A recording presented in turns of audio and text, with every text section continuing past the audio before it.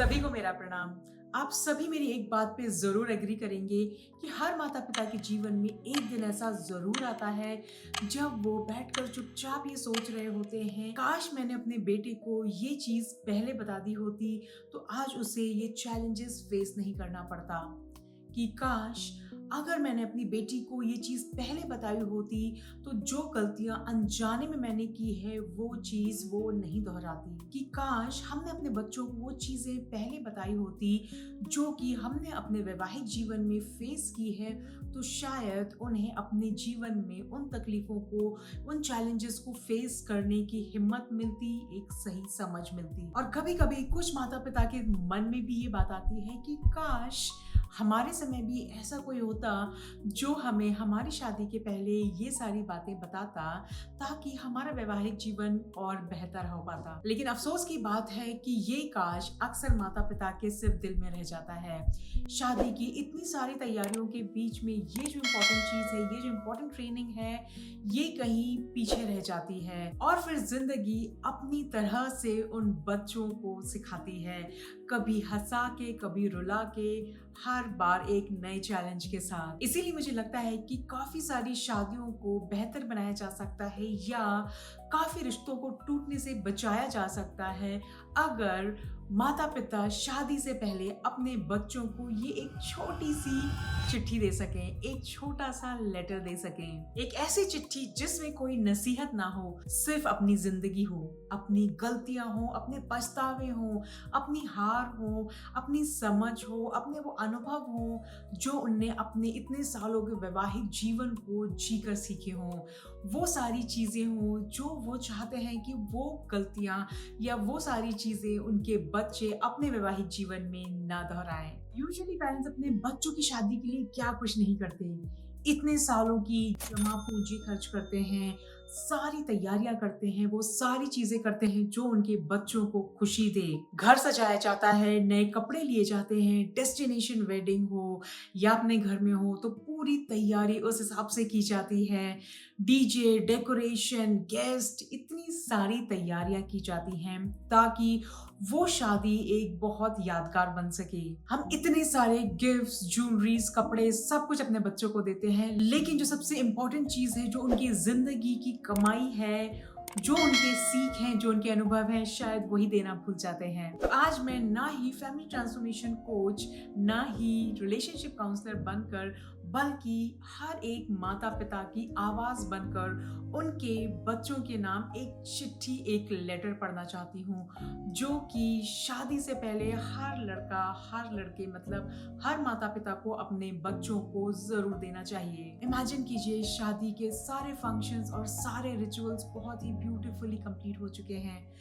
कुछ ही देर में विदाई होने वाली है। उसके पहले सारा परिवार सब साथ बैठे हुए हैं। तब उन कपल्स के पेरेंट्स खड़े होते हैं और अपने बच्चों के नाम ये लेटर पढ़ते हैं। बहुत ध्यान से सुनिएगा। लड़की के पिता खड़े होते हैं और ये लेटर पढ़ते हैं। मेरे प्यारे बच्चों, कल तुम्हारी शादी हुई। सब घर में बहुत खुश हैं, बहुत एक्साइटेड हैं। इतने दिन की तैयारी के बाद फाइनली सारे फंक्शंस, सारे रिचुअल्स बहुत ही अच्छी तरह से संपन्न हुए। सारे मेहमान हैं, चारों तरफ खुशी का माहौल है। सभी तुम्हारे नए सफ़र को सेलिब्रेट करने तुम्हारे साथ हैं। लेकिन इन सारी खुशी के बीच मेरे अंदर एक अजीब सी खामोशी है। पता नहीं क्यों। शायद आज मुझे पहली बार एहसास हो रहा है कि अब ज़िंदगी जो तुम्हें रोज़ सिखाएगी, जो शायद नए इम्तिहान लेगी, उनमें तुम्हारा साथ देने, तुम्हें समझाने, तुम्हारा हाथ पकड़ने पहले की तरह मैं हमेशा तुम्हारे साथ नहीं हो पाऊंगा। इसीलिए आज मैं तुम्हें कोई नया गिफ्ट, ज्वेलरी या प्रॉपर्टी या ऐसी कोई चीज़ नहीं, बल्कि अपने ज़िंदगी की सबसे महंगी कमाई, सबसे बड़ी कमाई तुम्हें आज देना चाहता हूँ। अपने सीख, अपने अनुभव, अपनी ज़िंदगी की वो समझ, अपने वैवाहिक जीवन की वो सीख जो तुम्हारे आगे आने वाले वैवाहिक जीवन के लिए एक मील के पत्थर की तरह काम करेगी। ये वो कमाई है जो पैसे कमाकर नहीं, बल्कि गलतियां करके मिली, जो किताबें पढ़कर नहीं, रिश्ते जी कर मिली, और अगर इन सारी चीज़ों से, मेरी इन बातों से अगर तुम्हारे वैवाहिक जीवन में जो चैलेंजेस आएँगे, अगर उन्हें तुम्हें फेस करने की हिम्मत मिलती है और रिश्ते निभाने की सोच, एक सही सोच मिल सके, तो मेरे जीवन को मैं सफल मानूँगा। सबसे पहली बात जो मैंने बहुत देर से समझी कि शादी में सबसे बड़ा सवाल ये नहीं होता कि कौन सही है। सबसे बड़ा सवाल ये होता है कि क्या हम अभी भी एक टीम में हैं? जब भी कोई बहस हुई तो बहुत बार मैं सही था, बहुत बार तुम्हारी माँ सही थी। लेकिन जिस दिन हम एक दूसरे के सामने खड़े हो गए, उस दिन हम दोनों ही हार गए। इसीलिए जब भी तुम्हारी जिंदगी में कोई प्रॉब्लम्स आए या चैलेंजेस आए, तो कभी भी एक दूसरे के सामने खड़े होने की जगह उस प्रॉब्लम के सामने एक साथ खड़े होना चीजें सॉल्व करने में, चीजें सॉर्ट करने में बहुत ज्यादा आसान हो जाएगा। और कभी भी रिश्तों में हार या जीत की जगह ये हमेशा सोचना कि जीते कोई भी, लेकिन इस बहस में हार हमारा रिश्ता ही रहा है, तो रादर देन खुद जीतने की ये कोशिश करें कि हमारा रिश्ता जीत सके। दूसरी बात, मैंने जिंदगी का बहुत बड़ा हिस्सा इस गलतफहमी में निकाल दिया कि जो मुझसे प्यार करते हैं उन्हें बिना बोले मेरी बात समझ जाना चाहिए, मेरे इमोशन समझ जाना चाहिए, मैं क्या चाहता हूँ या मैं क्या चाहती हूँ ये अपने आप समझ के वो चीज़ करनी चाहिए। लेकिन बेटा, प्यार कोई टेलीपैथी नहीं होती। आपका पार्टनर आपका दिमाग नहीं पढ़ सकता। जो भी चीज़ आपके दिल में है, जो चीज़ आपके दिमाग में है, जो आपकी एक्सपेक्टेशंस हैं, उन्हें आपको अपने पार्टनर को बहुत प्यार से और पूरी अंडरस्टैंडिंग के साथ समझाना चाहिए और कोशिश करना चाहिए कि जो आप चाहते हैं वो आप सही तरह से उसे समझा सकें। और कई बार आपका पार्टनर किसी चीज़ के लिए गुस्सा हो जाएगा, तो उस समय सिर्फ उनके शब्दों को या गुस्से को नहीं, बल्कि उसके पीछे छुपे उनकी थकान को, उनकी डर को, उनकी उम्मीद को सुनना। क्योंकि कई बार इंसान सिर्फ गुस्सा इसीलिए नहीं करता कि कोई बहुत बड़ी बात होती है, वो सिर्फ इसीलिए गुस्सा करता है कि वो समझा जाना चाहता है। तो उस समय उसे समझने की कोशिश जरूर करना। एक और गलती जो मैंने बहुत बार की है कि मैं अपने ऑफिस का स्ट्रेस, दुनिया भर का टेंशन, सारी प्रॉब्लम्स घर लेकर आ जाया करता और अपना सारा गुस्सा उन सब पे उतारता जो मेरे लिए सबसे ज्यादा इम्पोर्टेंट थे, सबसे ज्यादा क्रूशियल थे, मेरे परिवारजन। बाद में मैं रियलाइज करके माफी तो मांग लेता, लेकिन कुछ शब्द ऐसे होते हैं जो माफी के बाद भी दिल में रह जाते हैं। इसलिए याद रखना कि घर वो जगह होना चाहिए जहां तुम दुनिया से लड़कर आओ, एक दूसरे से लड़ने के लिए नहीं। और बेटा, एक और बात है जो मैंने बहुत देर से समझी कि प्यार कोई बहुत बड़े बड़े काम करके, बहुत महंगे तोहफे देकर या कुछ स्पेशल करके ही जिताया जाता है। लेकिन सच ये है कि रिश्ते बड़ी चीज़ों से नहीं बनते, बल्कि रोज की छोटी छोटी चीज़ों से, छोटी छोटी बातों से बनते हैं। बिना वजह के एक बार गले लगा लेना, साथ में बैठकर चाय पी लेना, कैसे हो पूछ लेना, थैंक यू, सॉरी, ये छोटी छोटी बातें ही बड़े से बड़े तूफान में रिश्तों को टूटने से बचा लेती हैं। इसीलिए इन सब चीजों को अपने डेली लाइफ की प्रैक्टिस में जरूर शामिल करना। और एक बात जो कभी मत भूलना कि जो तुम्हारे पार्टनर हैं, जिनसे तुम्हारी आज शादी हुई है, वो सिर्फ अपना करंट सेल्फ लेकर नहीं, बल्कि अपना पूरा बचपन इस शादी में, इस रिश्ते में लेकर आए हैं। उसके साथ उसका पूरा बचपन, उसकी परवरिश, उसके डर, उसकी आदतें, उसके जख्म, उसके सपने और उसका प्यार करने का तरीका, ये सब उसके साथ आया है। जैसे हमने तुम्हें बनाया है, वैसे ही किसी और घर ने उन्हें भी बनाया है। इसीलिए किसी भी रिएक्शन को देखकर तुरंत फैसला मत करना।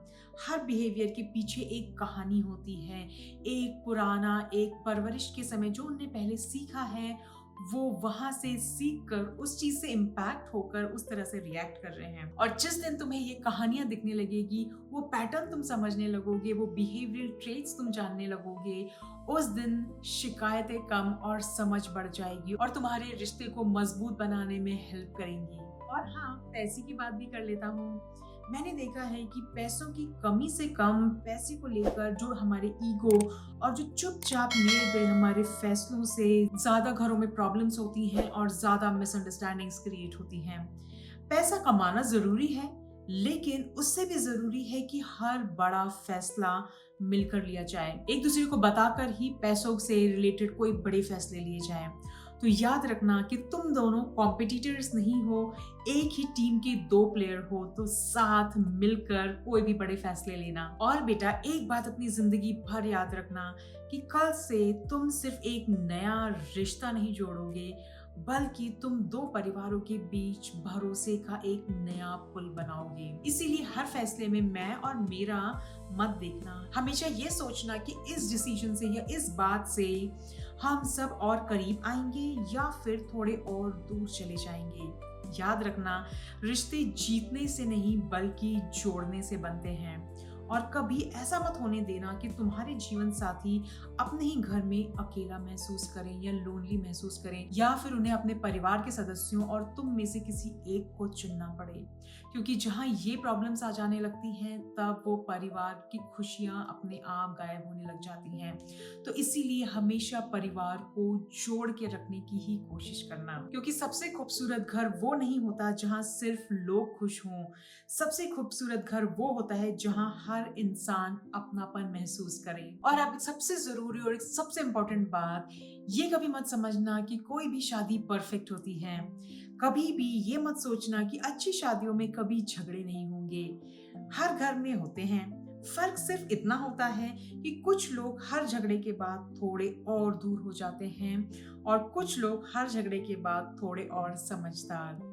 तो बेटा तुम हमेशा दूसरी कैटेगरी चुनना। और अगर मैं अपनी पूरी जिंदगी की सीख और समझ अगर सिर्फ एक लाइन में तुम्हें देना चाहूँ, तो मैं सिर्फ इतना कहूँगा कि हर दिन ऐसा जीना कि तुम्हारे जीवन साथी को हर रात सोने से पहले ये महसूस हो कि मैंने सही इंसान चुना है। अपने आप को वो सही इंसान बनाने की पूरी कोशिश करना, क्योंकि उस दिन चाहे तुम्हारे पास बड़ा घर हो या छोटा, ज्यादा पैसे हो या कम, समझना तुम सच में अमीर हो, क्योंकि तुमने सिर्फ एक मकान नहीं बनाया होगा, तुमने एक घर बनाया होगा, एक ऐसी जगह जहां सुकून रहता है, अपनापन रहता है, और जहां दोनों लोग सिर्फ साथ नहीं रहते, एक दूसरे का सहारा बन जाते हैं। और हर माँ बाप की सिर्फ यही एक दुआ होती है, यही उम्मीद होती है कि उनके बच्चे हमेशा खुश रहें, एक दूसरे का सहारा बन सकें और अपने जीवन में आगे बढ़ सकें। So emotional, so beautiful. काश ऐसी एक चिट्ठी हर माता पिता अपने बच्चों को उनकी विदाई से पहले जरूर दे, ताकि उनका जीवन भी बहुत सफल हो, बहुत सुखी हो, और वो अपने आने वाले जीवन के चैलेंजेस को एक सही तरह से, एक सही सोच के साथ उन्हें फेस कर सकें और उन्हें मिलकर सॉल्व कर सकें। तो अगले वीडियो सीरीज में हम बात करेंगे विवाह संस्कार में होने वाले रिचुअल्स, उनके पीछे की लर्निंग्स, उनके पीछे की टीचिंग्स, जो हमारे वेडिंग कपल्स के आने वाली जिंदगी के लिए सबसे बड़ी टीचिंग और लर्निंग हुआ करती थी। तो हम अपने अगले वीडियो में मिलेंगे विवाह संस्कार के ऊपर उन सारे रिचुअल्स के बारे में बात करने के लिए, जो कि बहुत ज्यादा क्रूशियल हैं, लेकिन शायद आज उनका इंपॉर्टेंस कहीं मिस हो जा रहा है। तो हम उन्हें ही समझने की और अपने जीवन में उतारने की कोशिश करेंगे। तो अगर आपको आज का हमारा वीडियो पसंद आया हो, तो प्लीज हमारे चैनल नवसृजन को जरूर सब्सक्राइब करें, उसे लाइक करें और शेयर करें अपने सभी फ्रेंड्स के साथ जिनकी शादी होने वाली है, और डेफिनेटली उन सभी पेरेंट्स के साथ, ताकि वो भी अपने बच्चों को ये लेटर जरूर दे सकें, ताकि वो अपने आगे आने वाले बच्चों के जीवन के, उनके वैवाहिक जीवन को खुशहाल बना सकें। तो हम मिलेंगे अपने नेक्स्ट वीडियो में। तब तक के लिए बहुत बहुत धन्यवाद। भारतीय संस्कृति की जय।